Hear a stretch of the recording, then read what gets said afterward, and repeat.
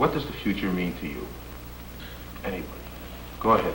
Well, I'm not going to college because mainly I didn't have the right subjects. So, as far as I know, I'm going into the service.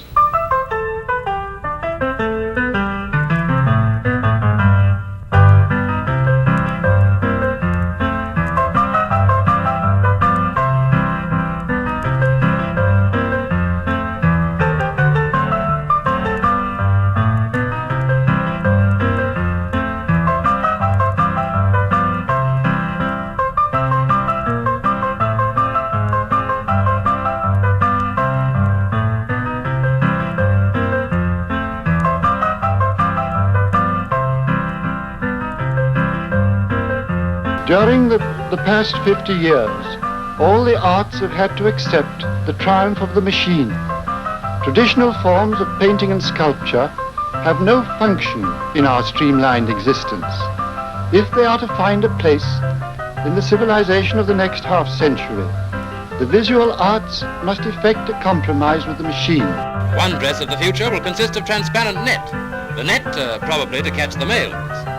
Apparently, in AD 2000, we shall be having a hair-raising time. In the next half-century, people will see as well as hear around the world. Pocket-sized radio instruments will enable individuals to communicate with anyone, anywhere. Newspapers, magazines, mail, and messages will be sent through the air at lightning speed. Science has profoundly altered the conditions of man's life, both materially and in ways of the spirit as well.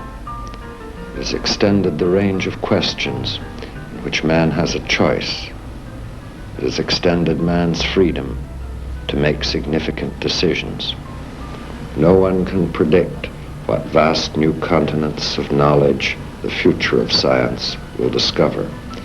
But we know that as long as men are free to ask what they will, free to say what they think, free to think what they must, science will never regress, and freedom itself will never be wholly lost.